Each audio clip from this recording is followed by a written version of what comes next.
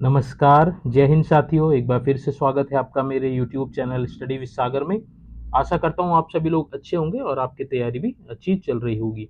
देखिए, current affairs की हम लोगों ने सीरीज चला रखी है, जिसकी ये आपकी 11वीं क्लास रहने वाली है। तो आपका जो आबकारी और परिवहन का जो एग्जाम होने वाला है 30 जून, और आदमी आपका जो पीसीएस का जो प्रीलिम्स एग्जाम होगा और जितने भी आपके एग्जाम होने वाले हैं उत्तराखंड में, उन सभी के लिए ये वीडियो बहुत इंपॉर्टेंट रहने वाली है। इसमें देखिए, उत्तराखंड के भी जो सबसे महत्वपूर्ण करंट अफेयर्स हैं उनको भी शामिल किया गया है। साथ में जो भारत है, भारत देश का जो करंट अफेयर्स है, जो हाल ही में परीक्षाओं की दृष्टि से बहुत इंपॉर्टेंट जो टॉपिक्स हैं, उन सभी पे यहाँ पे देखिए करंट अफेयर्स के एमसीक्यू फॉर्म में क्वेश्चंस को यहाँ पे बनाया गया है। तो ये वीडियो आपके लिए बहुत इंपॉर्टेंट रहने वाली है। इससे आपको क्वेश्चंस देखने को जरूर मिलेंगे। तो ये मोस्ट इंपॉर्टेंट वीडियो रहने वाली है। 11वीं क्लास ये रहने वाली है। तो जिन बच्चों ने अभी पहले की 10 क्लासेस नहीं देखी तो प्लेलिस्ट में जाके आप उनको भी जरूर देख लीजिएगा।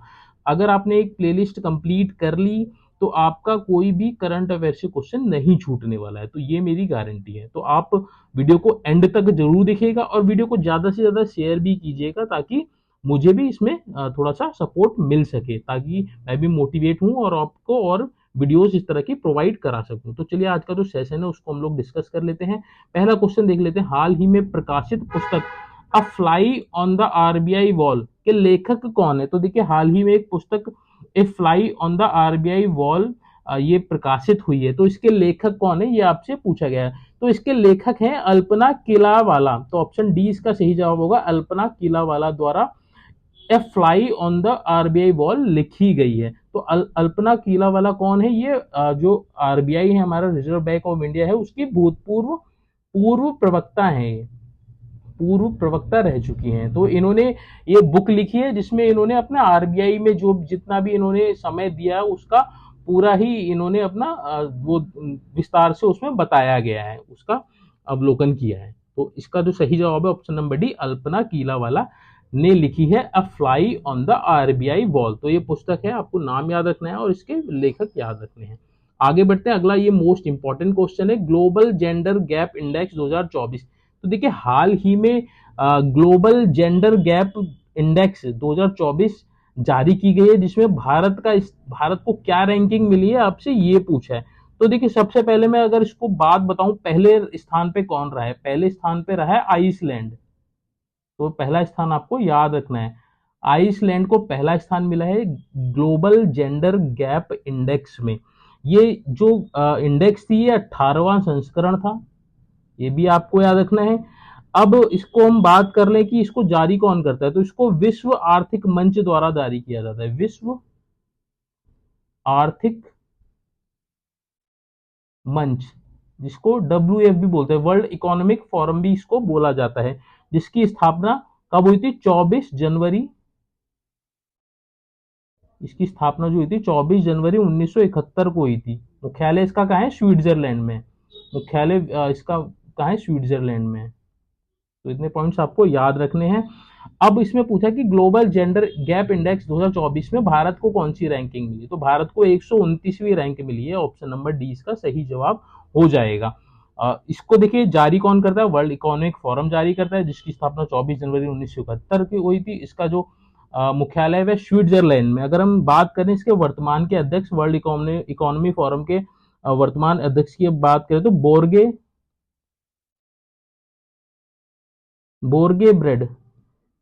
ब्रेड इसके वर्तमान में अध्यक्ष हैं। पहले स्थान पे कौन रहा है जेंडर गैप इंडेक्स में? आइसलैंड रहा है। तो इतने पॉइंट्स आपको याद रखने हैं। होप आपको समझ में आ गया होगा। आगे बढ़ते हैं, अगला क्वेश्चन देख लेते हैं। अगला क्वेश्चन है, हाल ही में लोकसभा चुनाव, कौन सी लोकसभा चुनाव के लिए, कौन सी लोकसभा के लिए हुए थे? तो आप सभी को पता है, हाल ही में लोकसभा चुनाव हुए हैं, जिसमें भारतीय जनता पार्टी ने बहुमत प्राप्त की है और अपनी सरकार बनाई। तो ये जो लोकसभा चुनाव थे, किस लोकसभा के लिए हुए थे? तो ये जो हुए थे 18वीं लोकसभा के लिए हुए थे। 18वीं लोकसभा के लिए चुनाव हुए थे, जिसमें बीजेपी यानी कि भारतीय जनता पार्टी विजयी रही है। और जो हमारे प्रधानमंत्री हैं श्री नरेंद्र मोदी जी, इन्होंने अपना तीसरा कार्यकाल यानी कि 3.0 तीसरा कार्यकाल इन्होंने अपना शुरू किया है। तो 3 बार प्रधानमंत्री रहने वाले यह दूसरे व्यक्ति हैं। सबसे पहले जो व्यक्ति थे वे पंडित जवाहरलाल नेहरू थे, जिन्होंने 3 कार्यकाल चलाए थे। एज ए प्रधानमंत्री। तो अब नरेंद्र मोदी जी दूसरे प्रधानमंत्री हो गए हैं, तो इनका ये तीसरी बार ये प्रधानमंत्री बन रहे हैं। तो 18वीं लोकसभा के लिए लोकसभा चुनाव हुए थे। तो होप सो आपको समझ में आ गया होगा। आगे बढ़ते हैं, अगला क्वेश्चन देख लेते हैं। अगला क्वेश्चन है, केंद्र सरकार द्वारा चमोली में स्थित जोशीमठ तहसील का नाम परिवर्तित क्या करके क्या रखा है। तो आप सभी को पता है कि जोशीमठ जो आपका कहाँ है, चमोली जिले में है। चमोली जिले में एक तहसील है। वर्तमान में इसका नाम देखिए जोशीमठ से बदल के क्या कर दिया है, ज्योतिर्मठ कर दिया है, ज्योतिर्मठ कर दिया है। तो इसका सही जवाब हो जाएगा ऑप्शन नंबर बी, ज्योतिर्मठ। तो ज्योतिर्मठ जो है अब जोशीमठ को ज्योतिर्मठ तहसील के नाम से जाना जाएगा। तो जोशीमठ जो था ये क्या था, कत्यूरी राजाओं की पहले वो थी, एक राजधानी थी, कत्यूरी राजाओं की राजधानी थी जोशीमठ। जोशीमठ जो है ये जो था आपका किसने बसाया था, ये आपका जो आदि गुरु शंकराचार्य थे, आदि शंकराचार्य ने 8वीं सदी में स्थापित किया था इसको, जोशीमठ को। तो ये इतने पॉइंट्स आपको याद रखने हैं। तो जोशीमठ तहसील का नाम बदल के ज्योतिर्मठ कर दिया है। इंपॉर्टेंट है परीक्षा की दृष्टि से, इसलिए यहाँ पे आपको देखने को मिला है। आगे ये भी इंपॉर्टेंट क्वेश्चन है आपका। अगला क्वेश्चन है आपका, हाल ही में खबरों में देखा गया नाग शास्त्र वन क्या है। ऑप्शन दे रखा है man portable suicide drone, option B दे रखा है एरोस्पेस सेंटर, ऑप्शन सी दे रखा है अंतरिक्ष सैटेलाइट, ऑप्शन डी दे रखा है ऑटोमेटिक गाइडेड मिसाइल। तो नागशास्त्र वन क्या है, नागशास्त्र वन एक मैन पोर्टेबल सुसाइड ड्रोन है।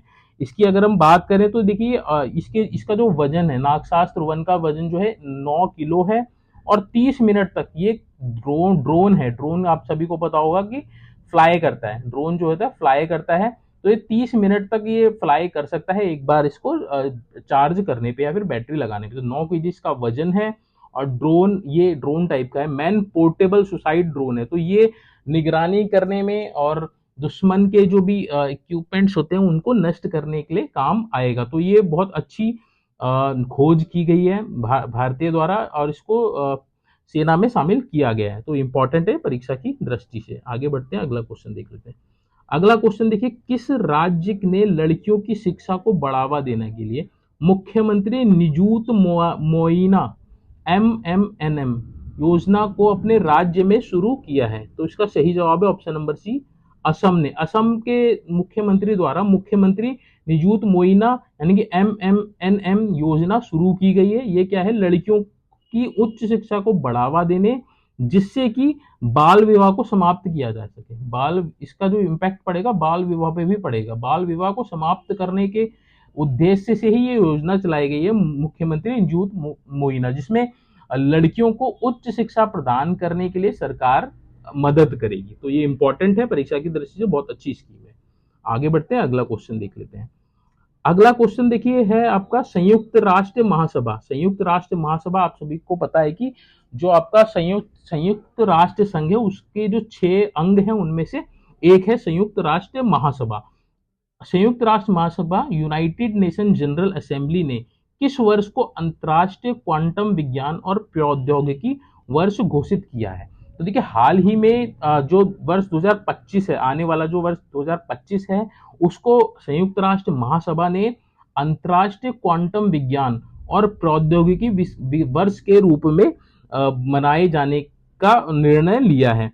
अब हम बात करें संयुक्त राष्ट्र महासभा के वर्तमान के अध्यक्ष की बात करें, तो वर्तमान में इसके जो अध्यक्ष हैं डेनिस फ्रांसीसी हैं। वर्तमान में जो अध्यक्ष हैं आपके संयुक्त राष्ट्र महासभा के कौन है, डेनिस फ्रांसीसी। डेनिस फ्रांसिस इसके वर्तमान के अध्यक्ष है। अगर हम बात करें भारत के, तो भारत की देखिए एकमात्र महिला 1953 में विजय लक्ष्मी पंडित, सभी ने नाम सुना होगा, विजय लक्ष्मी पंडित एकमात्र भारतीय महिला जो संयुक्त राष्ट्र महासभा की अध्यक्ष रही। कब रही थी, 1953 में। कौन से स्थान पे थी, 8वीं अध्यक्ष थी। तो ये इंपॉर्टेंट है, ये वाला पॉइंट भी इंपॉर्टेंट है, वर्तमान के अध्यक्ष भी इंपॉर्टेंट है।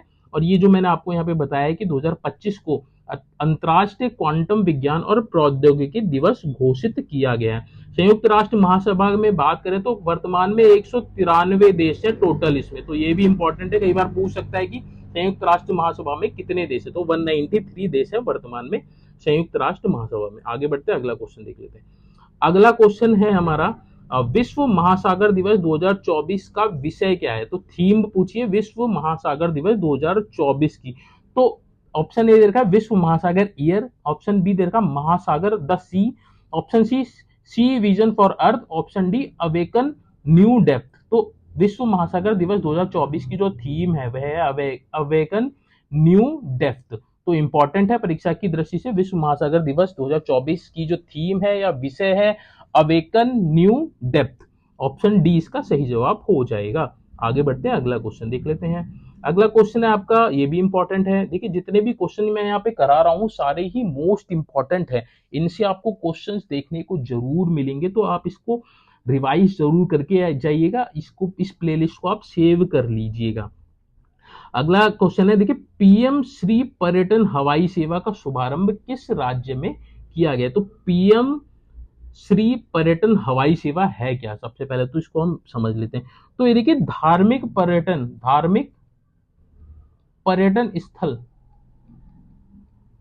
स्थलों को जोड़ने के लिए ये पीएम श्री पर्यटन हवाई सेवा शुरू की गई है। किस राज्य द्वारा की गई, तो मध्य प्रदेश राज्य द्वारा की गई है। मध्य प्रदेश में देखिए इसमें 8 शहरों को जोड़ा गया है, 8 शहरों को जोड़ा जाएगा इस योजना के तहत, जिसके लिए पीए जो हवाई सेवा शुरू की गई। ये सारे धार्मिक स्थल आपके रहने वाले हैं। इनमें कौन कौन से शहर हैं, देखिए एक तो भोपाल है आपका, भोपाल है, इंदौर है, जबलपुर है आपका, इसमें रीवा है, उज्जैन है, ग्वालियर है,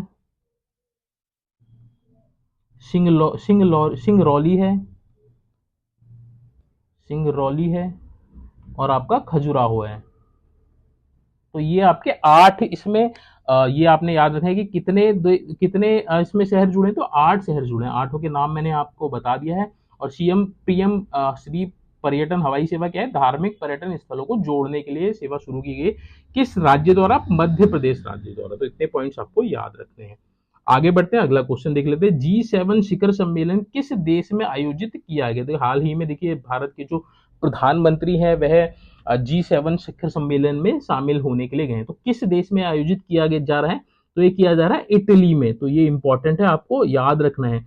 और ये जो G7 शिखर सम्मेलन है 50वां संस्करण है, ये भी आपको याद रखना है। और कब से कब तक चलेगा, 13 से 15 जून तक, यानी कि अभी हो चुका है 13 से 15 जून 2024 तक ये संचालित हुआ है। कहाँ हुआ है, इटली में हुआ है, और 50वां संस्करण है। तो इतने पॉइंट्स आपको याद रखने हैं। G7 की अगर हम बात करें तो G7 में कौन कौन से देश हैं उनको हम लोग देख लेते हैं एक बार। G7 में देखिए एक तो कनाडा है आपका, फ्रांस है आपका, जर्मनी है आपका, आप इसको नोट भी कर लीजिएगा, इटली है आपका, जापान है, यूके है यानी कि यूनाइटेड किंगडम, नॉर्थ उत्तराखंड, और संयुक्त राज्य अमेरिका यानी कि यूएसए। तो ये 8 देश इसमें हैं आपके किसमें, G7 सॉरी 7 देश हैं आपके, Canada, France, Germany, Italy, Japan, UK और यूएसए अमेरिका। तो इतने ये सारे आपने याद रखने। कई बार पूछ लेता है कि G7 में कौन कौन से देश हैं, कई बार मैच ऑफ द फॉलोइंग दे देगा या फिर एक मिसिंग दे देगा। अगला है आपका क्वेश्चन, ये भी इंपॉर्टेंट है आपका। देखिए भारत और किस देश के बीच संयुक्त नौसैनिक अभ्यास जी मैक्स 2024 शुरू हुआ है। तो ये किसके मध्य शुरू हुआ है, ये हुआ है जापान और भारत के नौसेना के मध्य हुआ है। तो जापान और भारत, इसको जी मैक्स को देखिए GIM इस तरह से भी आ सकता है पेपर, जी मैक्स 2024 हिंदी में आएगा तो इस तरह से आएगा, इंग्लिश में आएगा तो इस तरह से आएगा। तो इंग्लिश में आएगा तो आपको पहचानने में आसानी हो जाएगी, J for Japan, I for India. तो ये आपका जापान और इंडिया के बीच में हुआ ये आपका नौसैनिक अभ्यास है। ये जो जीमैक्स 2024 हो रहा है, ये कौन सा संस्करण है, ये 8वां संस्करण है।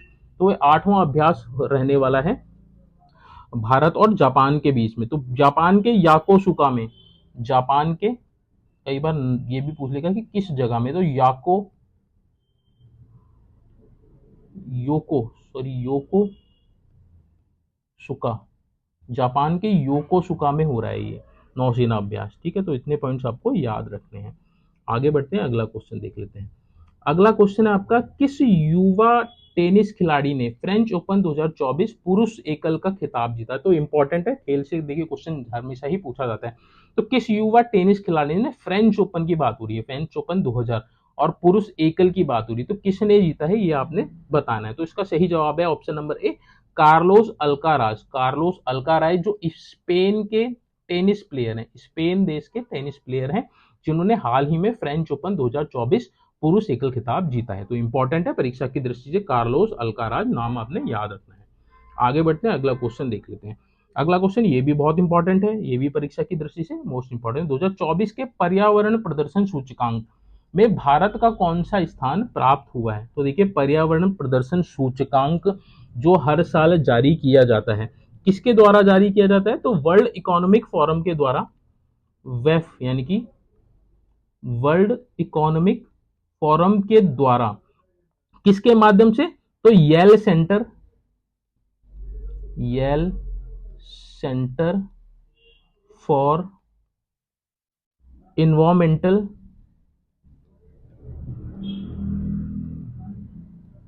लॉ एंड पॉलिसी और Columbia university centre for international earth sciences information network के सहयोग से जारी किया। तो वेफ द्वारा जारी किया जाता है, किसके सहयोग से? Yale center for environmental law and policy और आपका Columbia university centre for international earth science information network के सहयोग से जारी किया जाता है। तो वर्ष 2024 में जो पर्यावरण प्रदर्शन सूचकांक जो जारी किया गया है, उसमें भारत की बात करें तो देखिए, इसमें भारत की जो स्थिति है बहुत ही दयनीय है। इसमें भारत को 180 देशों में से 186वां स्थान प्राप्त हुआ है। तो ये बहुत चिंताजनक प्रदर्शन है। 180 देश इसमें शामिल हुए थे, 180 देश में से 176वां स्थान भारत को प्राप्त हुआ है। अगर हम बात करें इसमें पहले स्थान पे, तो पहले स्थान पे डेनमार्क है, पहले स्थान पे डेनमार्क है, यानी कि डेनमार्क में जो पर्यावरण की स्थिति है बहुत ही अच्छी है और भारत की स्थिति बहुत ही बेकार है। तो पहले स्थान पे डेनमार्क है, भारत का 176वां स्थान है 180 देश में। आगे बढ़ते हैं, अगला क्वेश्चन देख लेते हैं। होप सो आपको वीडियो अच्छी लग रही होगी और क्वेश्चंस भी आपको अच्छे लग रहे होंगे। देखिए, अगला क्वेश्चन है, उत्तराखंड राज्य की पहली स्पेस एजुकेशन लैब कहाँ बनेगी? तो हाल ही में आपने न्यूज़पेपर में भी देखा होगा, उत्तराखंड राज्य की जो पहली स्पेस एजुकेशन लैब है वह आपकी रानी पोखरी में बनने जा रही है। रानी पोखरी आपका जो देहरादून में स्थित है, देहरादून में स्थित है आपका रानी पोखरी। तो रानी पोखरी में उत्तराखंड राज्य की पहली स्पेस एजुकेशन लैब बनने वाली। तो ये इंपॉर्टेंट है, परीक्षा की दृष्टि से पूछा जा सकता है। आगे बढ़ते हैं, अगला क्वेश्चन ये भी आपका उत्तराखंड से ही संबंधित है। उत्तराखंड राज्य में हाल ही में कत्यूरी शासन की 4 प्राचीन सुरंगें कहाँ मिली हैं? तो आप सभी ने न्यूज में ये भी पढ़ा होगा कि हाल ही में जो आपका देवलगढ़ है, देवलगढ़ श्रीनगर जो पौड़ी गढ़वाल में पड़ता है, श्रीनगर, वहां पे देखिए कत्यूरी शासन की 4 प्राचीन सुरंगें मिली हैं जो 70 से 150 मीटर लंबी हैं। तो ये इंपॉर्टेंट है आपके लिए परीक्षा की दृष्टि से। देवलगढ़ जो है आपका श्रीनगर में स्थित है। ये आपके जो 52 जो गढ़ थे जिनको मिलकर गढ़वाल बना, तो 52 गढ़ों में से एक गढ़ था आपका देवलगढ़ जो श्रीनगर में स्थित है। वहां पे ये 4 प्राचीन सुरंगें मिली हैं जो कत्यूरी शासन काल से संबंधित है। तो इंपॉर्टेंट है, परीक्षा की दृष्टि से नोट कर लीजिएगा आप इसको। आगे बढ़ते हैं, अगला क्वेश्चन। अभी हमने पढ़ा किस पुरुष टेनिस खिलाड़ी ने फ्रेंच ओपन 2024 में खिताब जीता। अब यहाँ पे है, किस महिला टेनिस खिलाड़ी ने फ्रेंच ओपन 2024 महिला एकल का खिताब जीता है? तो इसका सही जवाब है ऑप्शन नंबर डी है, ईगा स्वेयातेक। स्वेयातेक, ईगा स्वेयातेक ने महिला फ्रेंच ओपन 2024 का खिताब जीता है। ये किस देश से? पोलैंड से। तो इनके देश भी आपको याद रखने, तो कई बार पूछ लेते हैं कि किस देश से ये संबंध रखते हैं, तो पोलैंड से संबंध रखते हैं ईगा स्वेयातेक, जिन्होंने फ्रेंच ओपन 2024 महिला एकल का खिताब जीता है। इंपॉर्टेंट है परीक्षा की दृष्टि से। आगे बढ़ते हैं, अगला क्वेश्चन देख ले। अगला भी आपका मोस्ट इंपॉर्टेंट क्वेश्चन है, आरबीआई ने लगातार 8वीं बार रेपो रेट में कोई बदलाव ना करते हुए रेपो रेट कितना रखा है?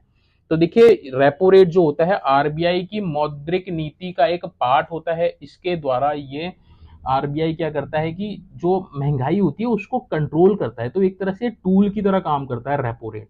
रेपो रेट को घटा बढ़ा के महंगाई पे कंट्रोल किया जाता है। तो अभी देखिए 8वीं बार रेपो रेट में कोई बदलाव नहीं किया गया है। तो कितना है वर्तमान में? 6.5 है, 6.5 ही इसको रखा है। तो 8 लगातार 8वीं बार 6.5 ही आपका रेपो रेट चल रहा है। अब बात करें हम आरबीआई की, तो आरबीआई के वर्तमान के जो वो हैं गवर्नर है, आप सभी को पता होगा कि शक्तिकांत दास जी हैं। ये जो जो जो मैं अलग से चीजें बता रहा हूँ ना, ये बहुत इंपॉर्टेंट है, तो आप इनको जरूर ध्यान से देखिएगा।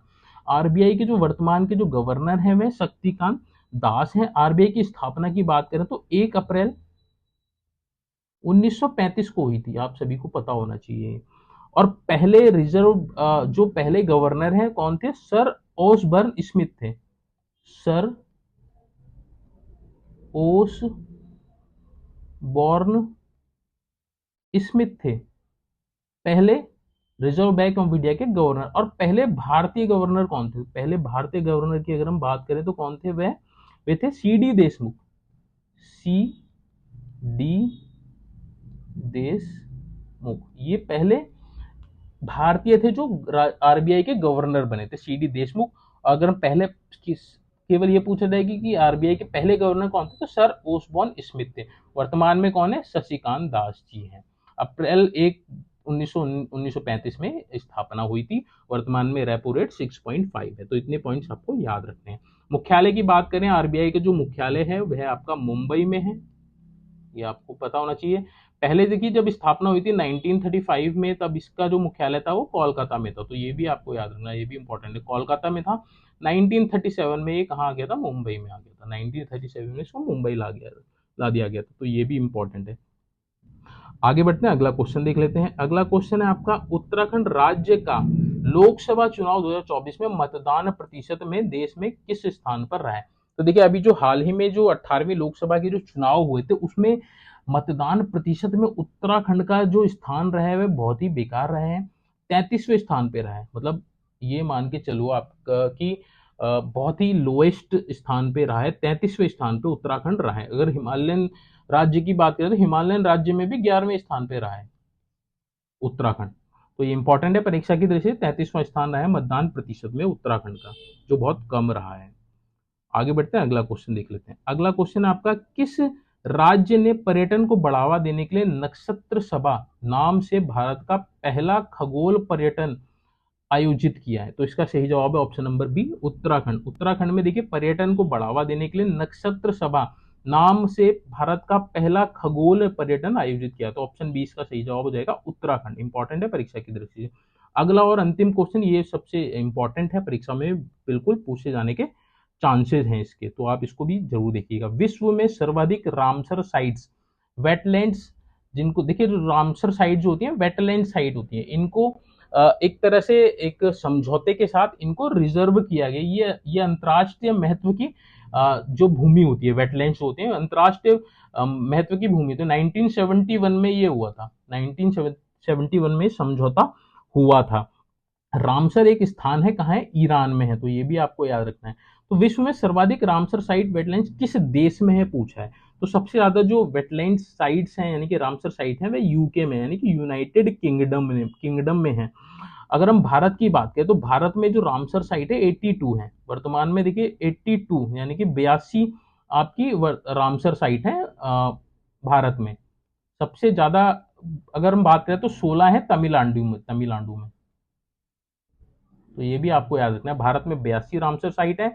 और राज्य की बात करें किस राज्य में सबसे ज्यादा, तो 16 है तमिलनाडु में। तो ये आपका इंपॉर्टेंट। अगर हम बात करें कि सबसे बड़ी रामसर साइट विश्व में कौन सी है, तो ये है पैटानल। सबसे बड़ी की अगर हम बात करें तो सबसे बड़ी विश्व में ये है आपकी पेंटानल।